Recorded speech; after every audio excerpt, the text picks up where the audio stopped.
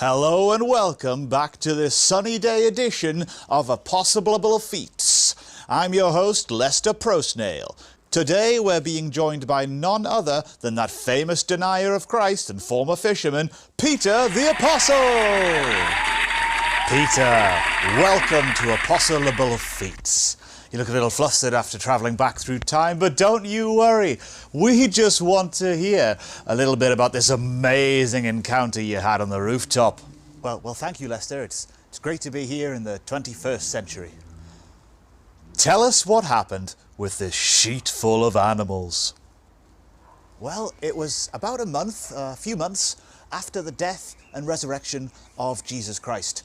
I was staying by the sea in the house of a tanner. Someone with a wonderful tan like mine? No, someone who deals with animal hides. Anyway, so I go up to the rooftop to pray one morning just before lunch, and after a while I got really hungry. So I called down and asked Simon the tanner if he had anything to eat, and while he was making my lunch I had a vision. A vision? You mean you fell asleep? No, I was given a vision from the Lord. And what happened in this vision? Did you see a pink unicorn riding a Ferris wheel or something?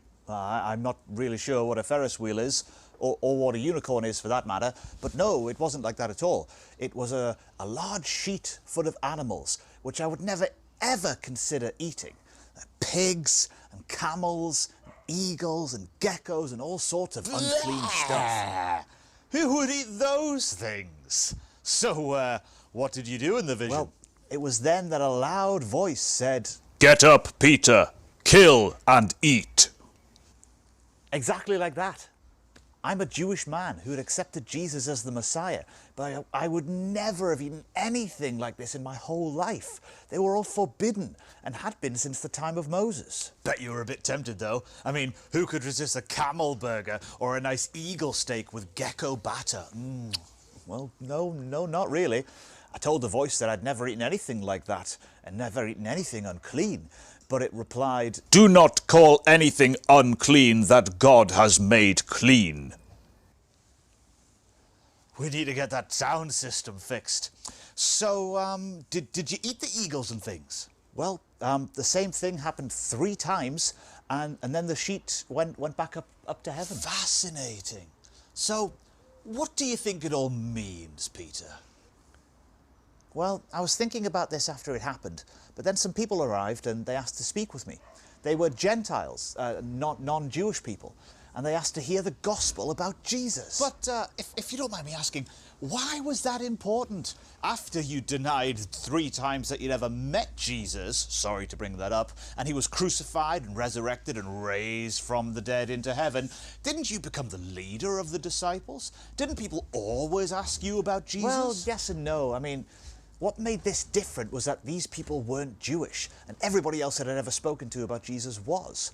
But I think that this vision was telling me that I should examine my prejudices and not jump to conclusions about people. I spoke with them about Jesus, and they were delighted, and they promptly became followers and believers. So, what message would you like to leave for our viewers after your vision thing?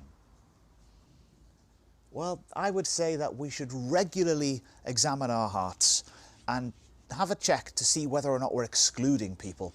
Maybe even without realizing it, we're doing so. I believe that God changes people's hearts and that we can all keep our hearts open to others, showing them love and care. Oh, well, that's lovely, Peter. Thank you so much for joining us. You take care on the way back to the 1st century. And now, as Peter begins his long journey back to the 1st century, we've run out of time here on Apostle-ible Feats. Thank you so much for joining us. Join us next week, and until then, here's an apt hymn, "Be Thou My Vision."